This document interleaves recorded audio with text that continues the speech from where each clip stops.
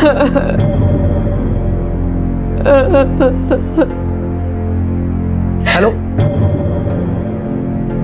हाँ हेलो, आकाश तुम्हारे घर आया क्या? नहीं नहीं, अगर वो तुम्हारे घर आता तो प्लीज मुझे फोन कर। हाँ हाँ हाँ, प्लीज प्लीज प्लीज, जी जी जी।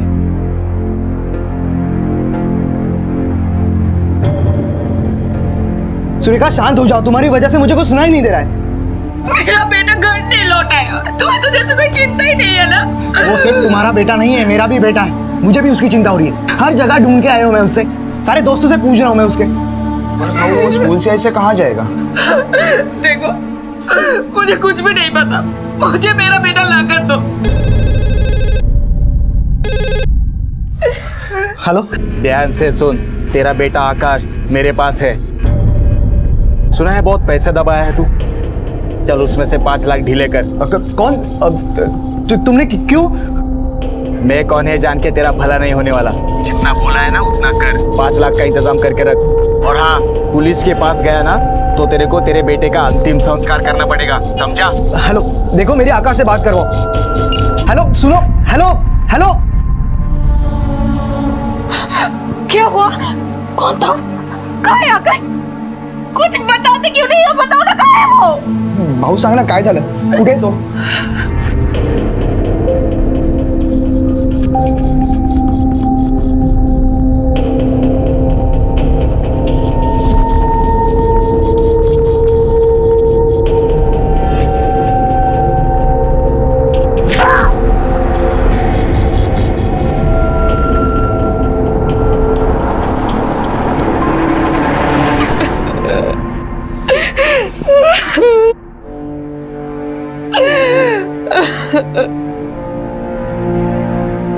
मुझे लगता है हमें पुलिस को इन्फॉर्म करना चाहिए। हाँ। क्या चाहते हो तुम? हाँ, वो आकाश को मार दे। उसने बोला था ना कि हम पुलिस के पास ना जाए। वो जितने भी पैसे मांग रहे हैं ना, उसको दे दो। प्लीज मेरे बेटे को लेके आओ, प्लीज आकाश को लेके आओ।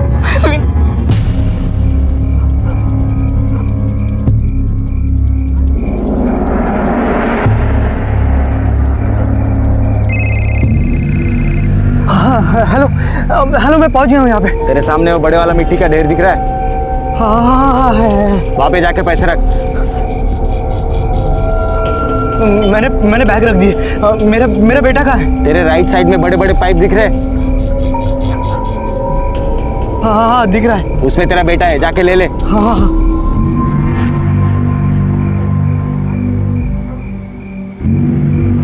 आकाश, आकाश, आकाश, आकाश, आकाश, देख देख देख देख, कुछ नहीं, घर पे जा।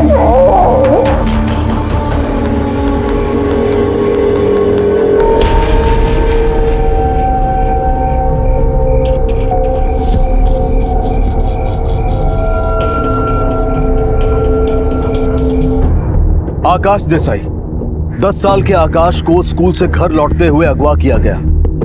क्यों किया गया था उसे किडनैप? पैसों के लिए, या फिर किसी निजी दुश्मनी का बदला लेने के लिए, या फिर इसके पीछे कुछ ऐसे लोग थे जो बच्चों को अगवा कर उन्हें बेचते? जब भी ऐसी घटना घटती है तो पहले पुलिस को इत्तला करना जरूरी होता, लेकिन यहां पर ऐसा नहीं हुआ। क्यों? देखो, शादी की खुशी में दिन ब दिन निखरता ही जा रहा है। आई, देख ना काकी मुझे छेड़ने का मौका ही नहीं छोड़ रही है। अरे छेड़ कहाँ रही हूँ, मैं तो ये कह रही हूँ शादी की खुशी में फूल गया है, अब वही आके तुम्हारी सारी हवा निकालेंगे। काकी आप भी ना, चलो।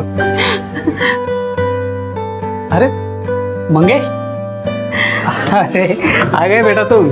हाँ हाँ, कैसे हो? बस बस। सुखीरा।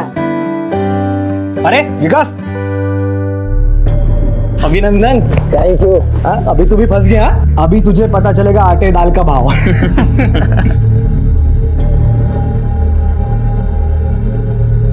अरे सुरेखा, तुम यहाँ क्यों खड़ी हो बेटा? आओ अंदर आओ, मैं तुम्हें तुम्हारा कमरा दिखाती हूँ। चलो। आओ, तुम भी फ्रेश हो। हाँ हाँ, आता हूँ। हाँ।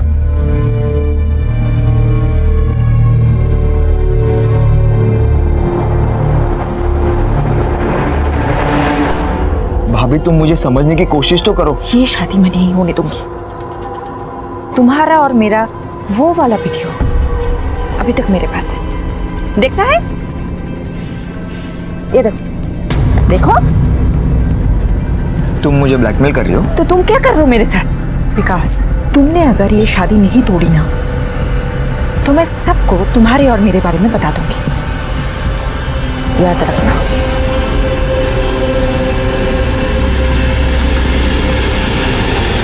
या तुम्ही पण मेहंदी काढा. नहीं नहीं, तुम लोग निकालो, बहुत काम पड़ा है अभी, मैं बाद में निकालती हूँ। बाबा बाबा मुझे आइसक्रीम चाहिए। नहीं, आइसक्रीम खाने से सर्दी होती, नहीं मिलेगा आइसक्रीम। बाबा चाहिए। मैं देखता हूँ। नमस्कार काका। अरे आप आइए आइए आइए। मंगेश, इनकी पहचान करा देता हूँ। यह है प्रताप शिंदे। नमस्ते। नमस्ते। और ये उनकी बहन शिल्पा, हमारी होने वाली बहू। और ये उनकी मिसेस सुरेखा। वो हम विकास के लिए नए जूते लाए थे, उसकी ट्रायल करवानी थी ना, इसलिए आए हम लोग। या विकास की याद आ गई इसलिए जूतों का बहाना बनाया। अरे क्या। चलो मैं तुझे उसके रूम में लेके चलती हूँ। चलो बैठिए बैठिए बैठिए बैठिए। आओ। चल।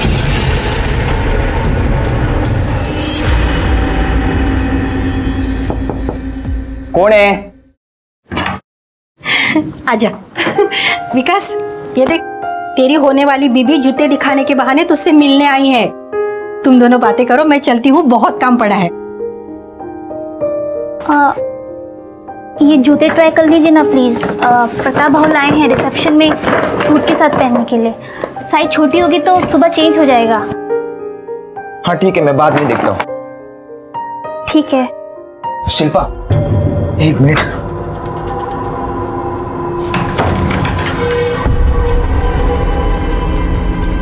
शिल्पा, मुझे तुमसे कुछ जरूरी बात कहनी है।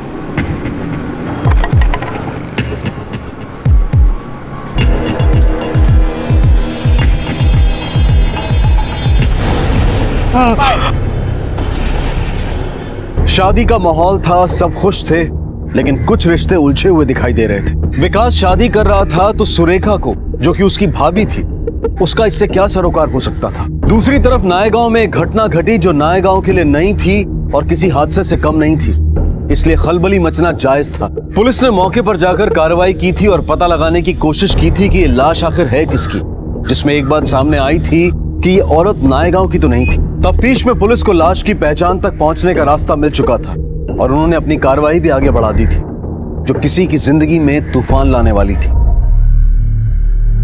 मंगेश बेटा, अरे कहाँ हो तुम दोनों? सुरेखा कहाँ गई? गुरुजी तुम दोनों को बुला रहे, रस्म का टाइम हो रहा है।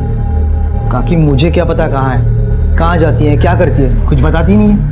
अरे ऐसे क्यों बोल रहे हो तुम? वो बीवी है तुम्हारी, और कोई सुन लेगा तो क्या सोचेगा? क्या हुआ, तुम दोनों में झगड़ा हुआ है क्या? शुभमंगल सावधान तदेव लग्नं सुदिनं तदेव या बलं दैव बलं तदेव लक्ष्मीपते ते गृहोस्फुरामि शुभमंगल सावधान।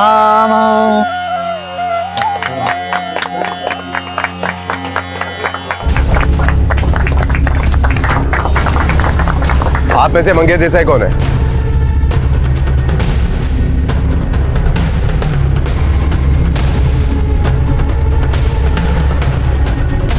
आपको हमारे साथ चलना पड़ेगा।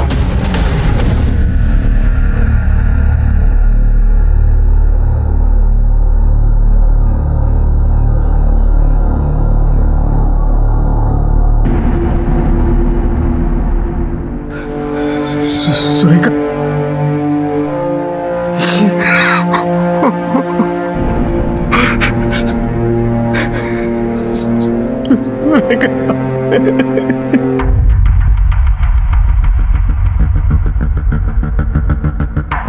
साहब हम पूना में रहते हैं। यहाँ मेरे चचेरे भाई विकास के शादी में आए थे। तुमने उसे आखिरी बार कब देखा था? अगर इतनी देर रात से वो घर से बाहर निकली थी तो कुछ तो बता कर गई होगी। नहीं साहब, उसे एक फोन आया था और वो चली गई। हेलो,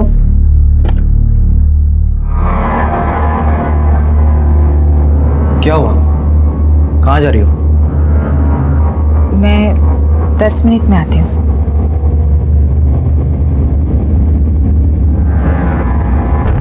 फिर सुबह तक तुमने ये जानना जरूरी नहीं समझा कि तुम्हारी बीवी घर पे आई है या नहीं? साहब शादी का घर है, कई सारे मेहमान हैं। मुझे लगा वापस आकर किसी काम में उलझ गई होगी। उसके यहाँ पर किसी के साथ जान पहचान थी?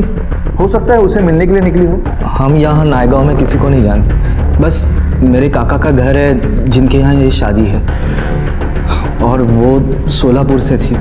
सर उसका मेरे अलावा किसी से कोई लेना देना नहीं है। तुम्हारी बीवी एक दूसरे शहर में जहां तुम्हारे परिवार के अलावा वो किसी को जानती तक नहीं है, देर रात घर से निकलती है किसी को मिलने के लिए, और तुम ये जानने की कोशिश भी नहीं करते कि वो किससे मिलने जा रही है, घर वापस आई है या नहीं आई है।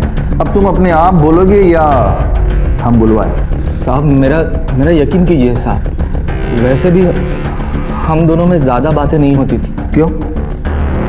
वो मुझसे तलाक लेना चाहती थी। मैं तुमसे छुटकारा चाहती हूँ। क्यों तुम बसे बसाए घर को तोड़ना चाहती हो? क्या ये बसा बसाया घर है? ये वो घर है जहाँ दो लोग बेवजह रहते हैं, जिनको अगर महीनों भी एक दूसरे की शक्ल ना दिखे ना तो कोई प्रॉब्लम नहीं है। मैं तुम्हारे साथ नहीं रह सकती। तुम बस नाम के पति रह गए हो। तुमने कभी सोचा है कि आकाश पर क्या बीतेगी? आकाश को तुम अपने साथ रख लो, मुझे नहीं चाहिए वो।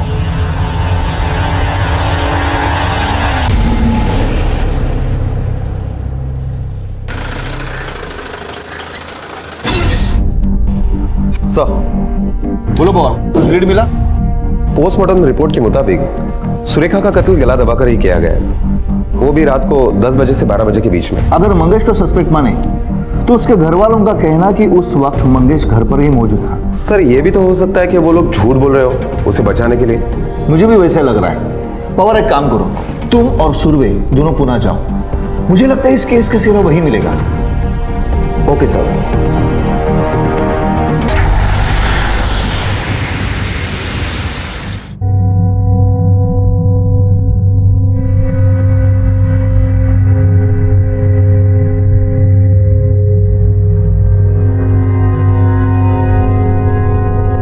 पापा, आपने तो कहा था आई कहीं बाहर गई है, अभी आ जाएगी। बोलो ना पापा, कहाँ है? बोलो ना, चुप क्यों हो? बोलो ना। मर गई तेरी आई, छोड़ के चली गई है तुझे, अभी कभी नहीं आएगी। देख आज से मैं ही तेरी आई हूँ और मैं ही तेरा बाबा, समझा? अब जाके सो जा, चल सो जा।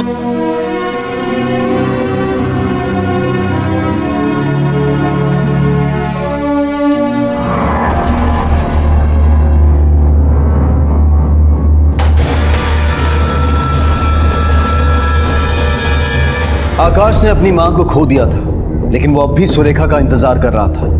वो नहीं जानता था कि उसकी मां के साथ क्या घटा था। सुरेखा के केस में पुलिस पूरी मेहनत के साथ छानबीन कर रही थी, लेकिन ये केस जितना आसान लग रहा था उतना था नहीं। विकास के घर वाले पुलिस को सहयोग नहीं दे रहे थे और प्रताप राव अपनी पॉलिटिकल ताकत का पूरा फायदा उठा रहा था। जब नायगांव में पुलिस को कोई सुराग नहीं मिलता दिखाई दिया तो उन्होंने अपना रुख पुणे की तरफ कर लिया। वहां उन्होंने हर वाजिब पूछताछ की और पुलिस को जो उम्मीद पुणे से थी वो कुछ हद तक सही साबित हुई और उम्मीद की एक किरण दिखाई दी।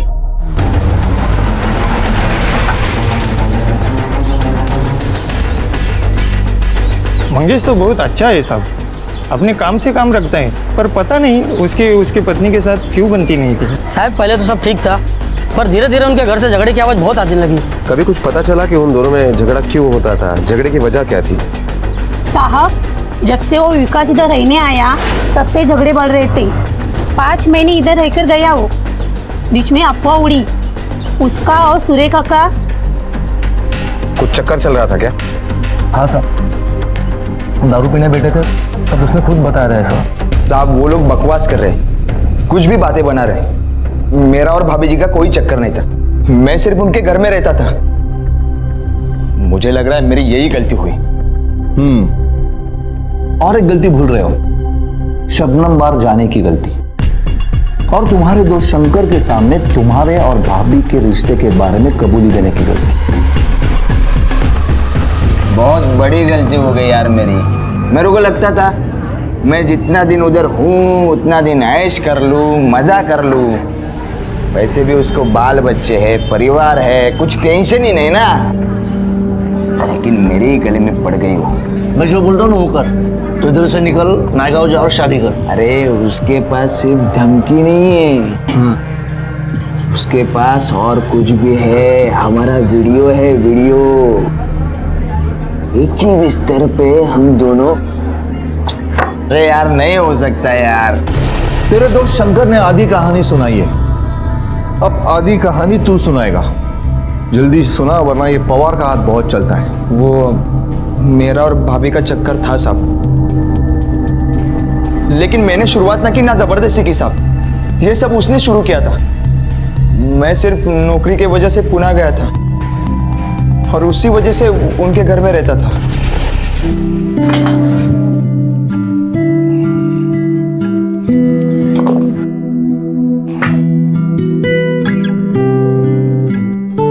चलो विकास, निकलता हूँ मैं। हाँ, बाय बाय। बाय, शाम को मिलते हैं। यस।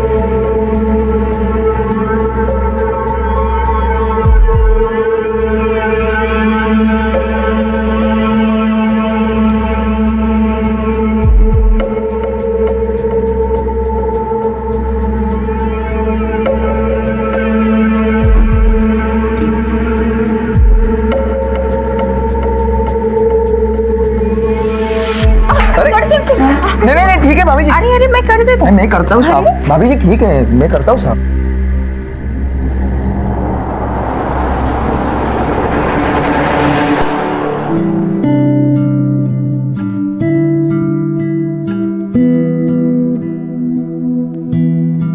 भाभी जी लेटर आया है। उई माँ मर गई। भाभी जी क्या झालं? हाँ? देखो ना, कांटा चुप गया। कहाँ भाभी जी?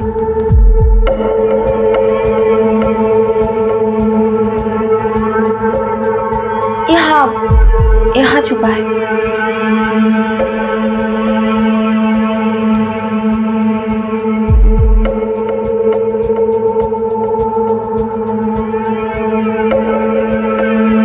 कांटा कहीं और भी छुपा है, और मुझे नहीं, तुम्हें भी छुपा है ना?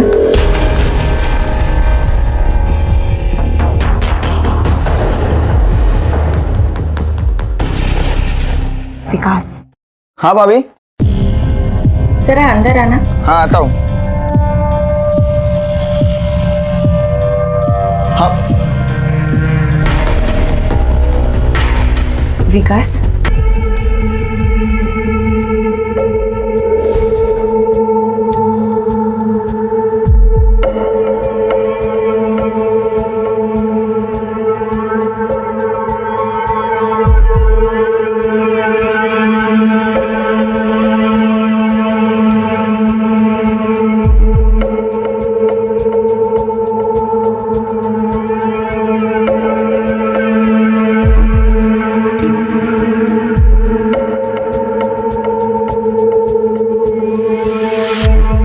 साहब ये सब उसकी मर्जी से हुआ था, बल्कि उसकी वजह से हुआ था। वो मुझ पे ही दबाव डालने लगी, मुझको कहती थी कि मैं मंगेश को तलाक दूंगी और तुझसे ही शादी करूंगी। एक दिन मैं ऑफिस से घर पे आया तो मेरे पास आके बोली कि मुझे पैसों की ज़रूरत है ताकि वो तलाक की अर्जी बना सके। फिर क्या हुआ? मैंने उसको कहा कि मेरे पास पैसे नहीं है तो वो मुझ पे ही भड़की। उसने पैसे के लिए अपने बच्चे को किडनैप किया साहब। क्या? हाँ साहब, उसने अपने बच्चे के बदले 5 लाख रुपए मांगे और मंगेश भाई को भी रोका पुलिस के पास जाने से। बेचारे मंगेश भाई ने अपने बच्चे को छुड़वाने के लिए उस किडनैपर को 5 लाख रुपए दिए। वो किडनैपर तू था? नहीं साहब, मुझे तो तब पता चला जब भाभी ने मुझे मिलने बुलाया था। मुझे यहाँ क्यों बुलाया?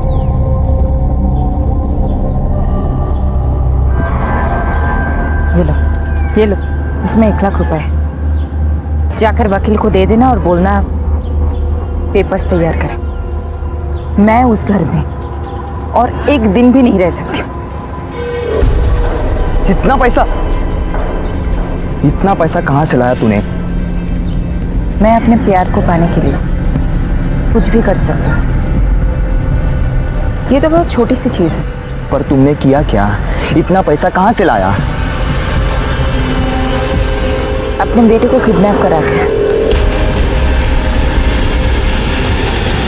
कहते हैं कि माँ की आंखों से अगर उसका बच्चा एक पल के लिए भी ओझल हो जाए तो वो पल माँ के लिए काटे नहीं कटता और उसके दुख का अंदाजा तक नहीं लगाया जा सकता। सुरेखा का कहना था कि ये सब कुछ उसने अपने प्यार के लिए किया है। विकास को जैसे ही मामले की संजीदगी की भनक लगी तो वो पुणे से नायगांव भाग आया। वो किसी मुसीबत में नहीं पड़ना चाहता था, लेकिन मुसीबत तो उसके दरवाजे पर दस्तक दे चुकी थी, क्योंकि सुरेखा का खून भी नायगांव में ही हुआ। बेशक अभी तक पुलिस को किसी के खिलाफ कोई पुख्ता सबूत नहीं मिला, लेकिन शक की तलवार कई लोगों के सर पर लटकी हुई थी और वो तलवार किसी न किसी के सर पर तो गिरने वाली थी, क्योंकि पुलिस ने हार नहीं मानी थी और उनकी छानबीन जारी थी। सर ये देखिए, सुरेखा का कत्ल जहां पर हुआ वहां के दुकान से ये सीसीटीवी फुटेज मिले। सर वो रिक्शा से उतरा और लैंप पोस्ट के पीछे जाकर छुप गया। वो किसी को ढूंढ रहा है सर, शायद सुरेखा को ढूंढ रहा। लेकिन इस फुटेज में सुरेखा तो नहीं दिख रही है। सर ये मर्डर की रात 10:15 बजे के फुटेज है और अगर मंगेश यहां पर था तो इसका मतलब है उसके घर वाले झूठ बोल रहे हैं। आप सब लोगों ने हमसे झूठ कहा था कि ये उस वक्त घर पे मौजूद था। अब चुपचाप क्यों है, बोलिए ना।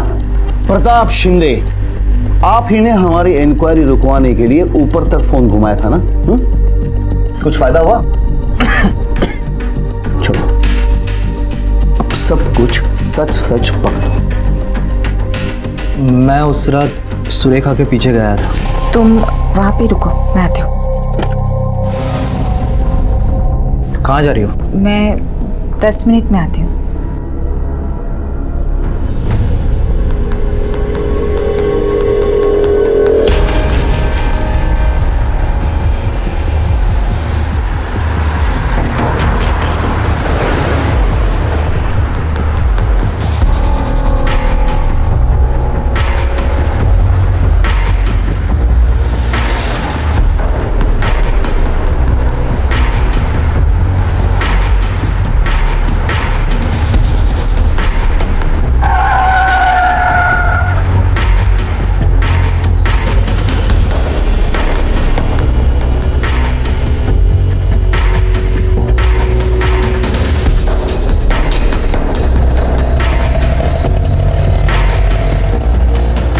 मैंने उसे नहीं मारा सर, कभी ऐसा सोचा भी नहीं था।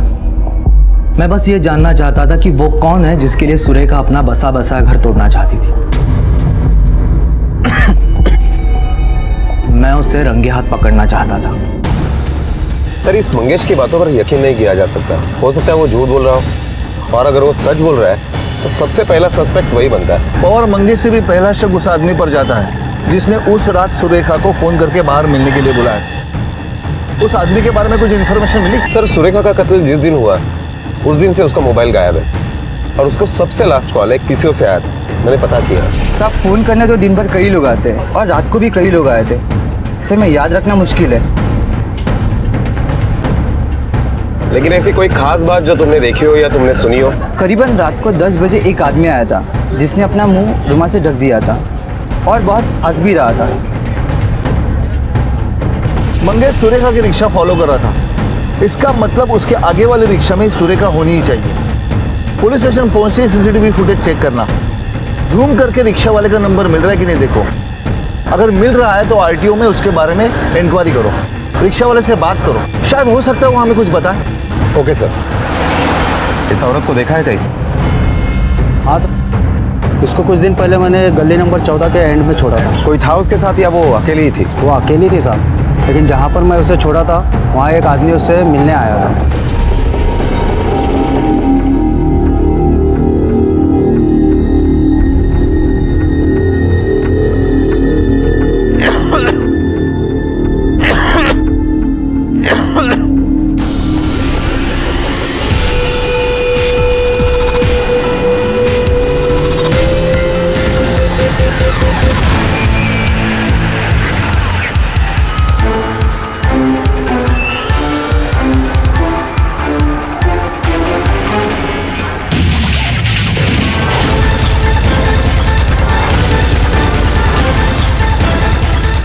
सुरवे सर। कामड़े, जूतों के निशान। एक काम करो और अच्छी तरह से ढूंढो, देखो कहीं कुछ मिलता है क्या। सर।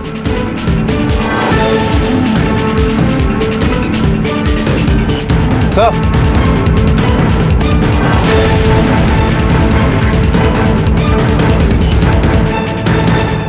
टूटी हुई चूड़ियां, जरूर कुछ ना कुछ तो हुआ है।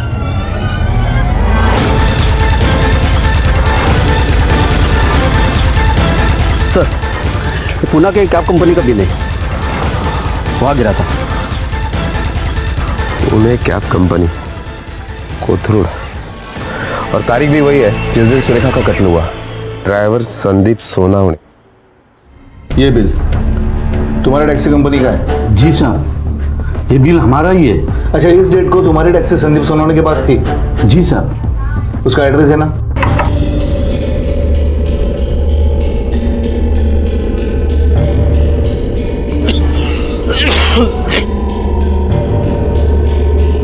संदीप सोनावणे। आप कौन? पुलिस।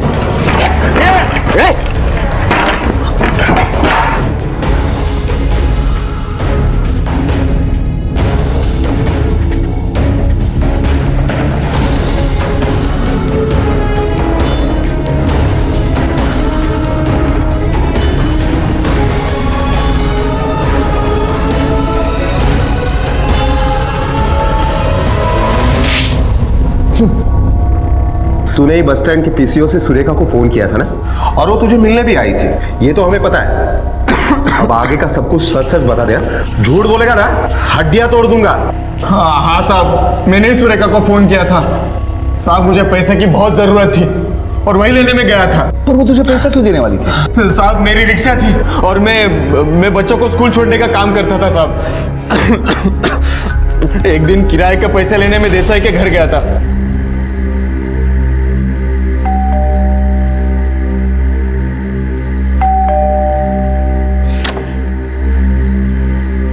और मैडम, वो स्कूल के रिक्शा के पैसे।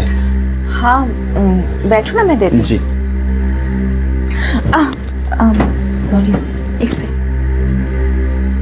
बैठ जाओ। जी, मैं लाती हूँ।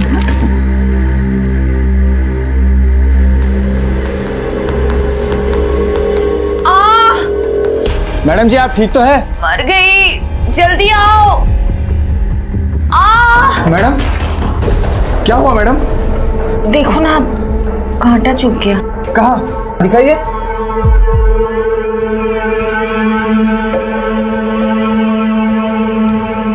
यहाँ, निकालो ना इसे।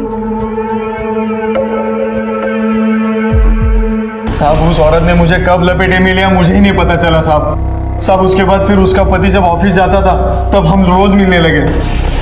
संदीप, मैं मंगेश को तलाक देना चाहती हूँ। क्यों? अरे, उसको मैं तलाक नहीं दूंगी तो मैं तुमसे शादी कैसे करूंगी?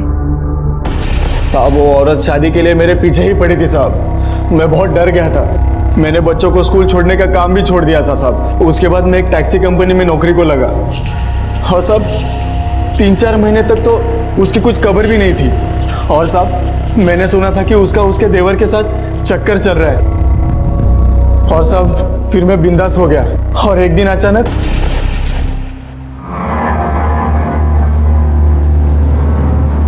देखो प्लीज मुझे बख्श दो।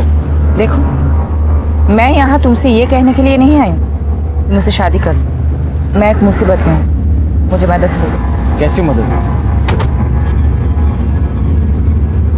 मैं चाहती हूँ तुम मेरे बेटे को किडनैप करो और मेरे पति से 5 लाख रुपए मांगो। क्या तुम पागल हो गई हो? अपने खुद के बेटे को? मुझे पैसों की बहुत जरूरत है और तुम्हें बस किडनैपिंग का नाटक करना है। नहीं, मैं ऐसा कुछ नहीं करने वाला। तुमको पता है, मुझे तुम्हारे घर का पता मिल गया है। लगता है तुम्हारी बीवी को हमारी अधूरी कहानी सुनानी ही पड़ेगी। और सब उसके धमकी से डर के मैंने उसके बेटे को किडनैप किया।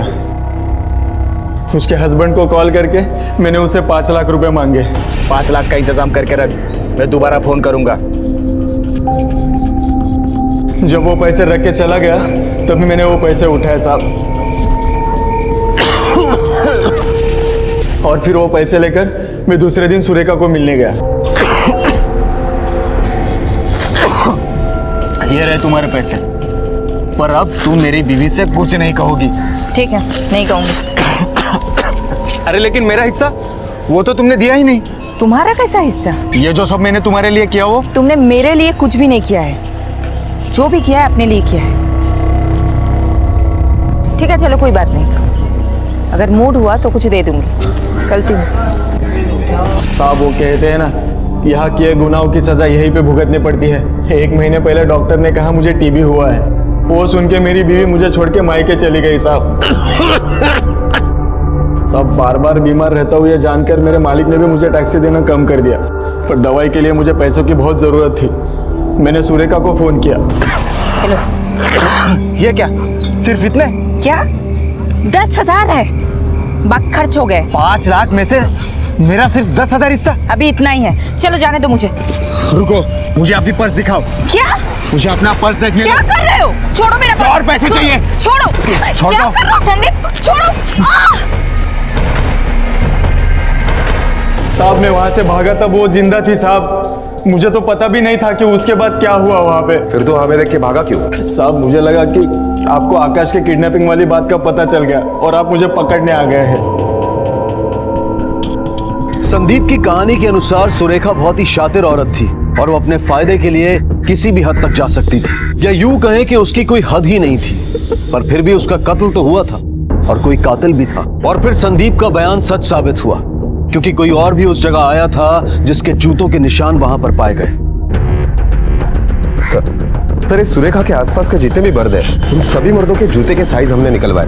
ये विकास के जूते का साइज 9 नंबर है सर। और ताज्जुब की बात यह है कि विकास का साला प्रताप शिंदे, उसका भी जूते का साइज 9 नंबर ही है सर। ये प्रताप शिंदे वही है ना जो हमारी इंक्वायरी रुकवाने के लिए ऊपर से प्रेशर ला रहा था? हाँ सर, और पिछले कुछ दिनों से ये प्रताप गले के इन्फेक्शन की ट्रीटमेंट ले रहा है। तो फिर इस प्रताप शिंदे को मिलना ही पड़ेगा।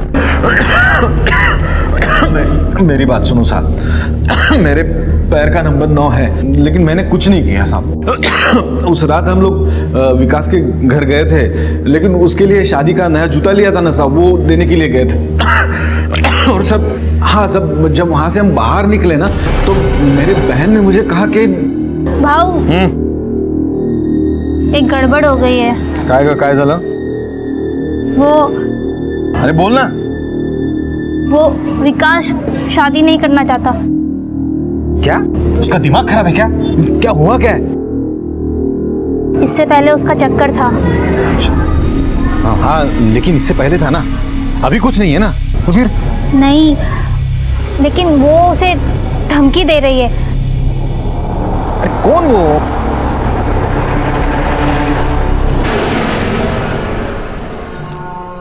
बहुत कुछ सुनाई दे रहा है तेरे बारे में। शिल्पा ने मुझे बताया तेरा लफड़ा। लफड़ा मतलब? तेरा और विकास का। देख अभी जो हो गया ना, उसको भूल जा। वो मेरा होने वाला जीजा है। हाँ, अब ये बैग उठाने का और निकलने का, समझी ना? ए, तू जानती नहीं है मेरे को मैं कौन हूँ। बहुत भारी पड़ेगा तेरे को, पहले बोल रहा। ये क्या कर रहे हैं आप? कुछ तो शर्म कीजिए।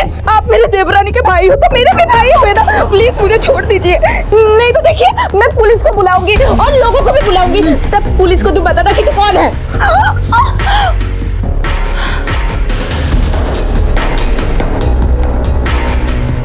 सुन, जल्दी जल्दी यहाँ से निकल जा, नहीं तो तू उधर जेल में रहेगा और मैं ना यहाँ तेरे होने वाले जीजा से शादी रचाऊंगी और तू शामिल भी नहीं हो पाएगा। चल निकल। साहब बहुत डेंजर औरत थी साहब। मैं तो साहब बस अपने बहन के लिए उसको समझाने गया था वहां पे। और दूसरी बात साहब, मैं कभी जूते पहनता ही नहीं हूं, मैं तो चप्पल ही पहनता हूं। सच कहता हूं साहब, मैंने कुछ सर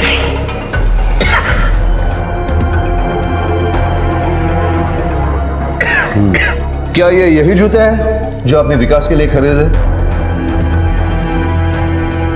हाँ साहब, ये वही जूते हैं।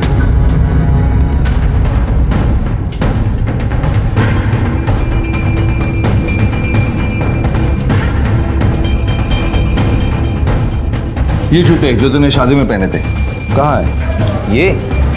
ये तो मैंने फेंक दिए। क्यों? जूते फेंकना क्या गुनाह है क्या?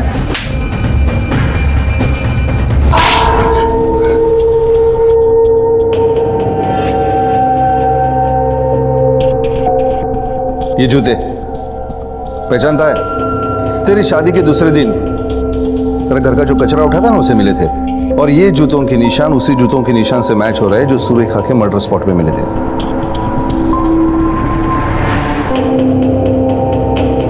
अब सच सच बता दे वरना बहुत मार खाए। भाभी मुझे बोलती थी कि शादी तोड़, नहीं तो मैं अपना वीडियो सबको दिखाऊंगी। मैं बहुत डर गया था, बहुत परेशान था मैं। तभी मैंने उसको कहीं जाते देखा।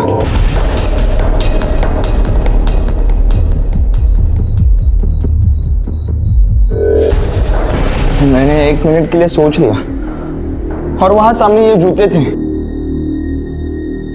मैंने पहने और उसके पीछे चला गया।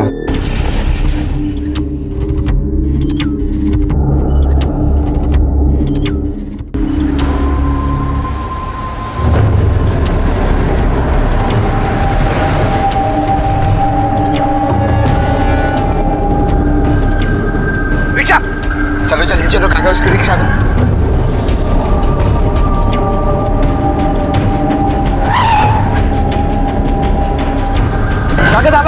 मैंने देखा मंगेश भाऊ की भी रिक्शा रोकी थी, तो मैंने रिक्शा वाले को कहा कि आगे जाके रोक लो। रुको, बस चलो। मैं पैसे देकर उतरा, तब तक भाभी गायब थी।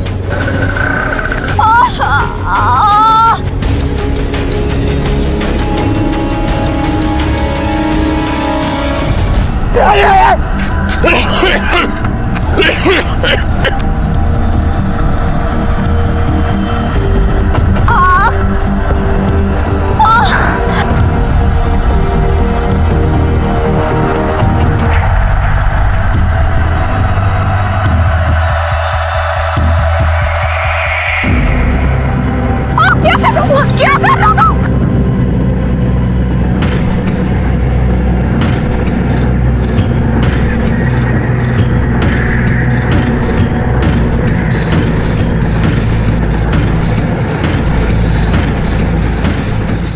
फिर मैंने उसकी बॉडी कचरे के डिब्बे में फेंक दी और उसका मोबाइल नाले में फेंक दिया।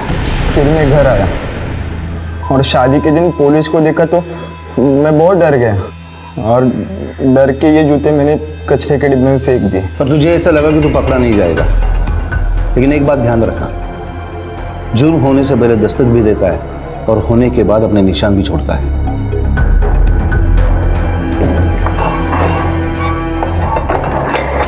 स्त्री और पुरुष के बीच की शारीरिक जरूरत एक सच्चाई है, लेकिन अगर यह जरूरत कमजोरी बन जाए तो इसके परिणाम घातक हो सकते हैं। सुरेखा इसी का उदाहरण थी।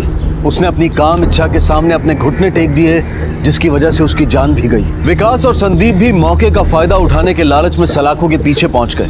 विकास को उम्र कैद की सजा हुई और संदीप को आकाश के किडनैपिंग के केस में 2 साल की सजा हुई। सुरेखा जिस मानसिक अवस्था में थी, बहुत मुमकिन है कि उसे किसी साइकियाट्रिस्ट की जरूरत थी, लेकिन वहां तक किसी ने सोचा ही नहीं और अंजाम सबके सामने है। उन दोनों को अपने किए की सजा मिली, लेकिन अगर बेवजह किसी को नुकसान सहना पड़ा तो वो था मंगेश और बेटा आकाश। जिसे शायद मंगेश ये कभी नहीं बता पाएगा कि उसकी माँ के साथ क्या हुआ था और क्यों हुआ था। अब मैं अनूप सोनी आपसे विदा लेता हूँ। फिर मुलाकात होगी अगले एपिसोड में और खुलासा करेंगे एक और जुर्म का। तब तक अपना और अपने परिवार का ख्याल रखें और देखते रहें क्राइम पेट्रोल डायल 100। सबक एक को, सीख हम सबको। जय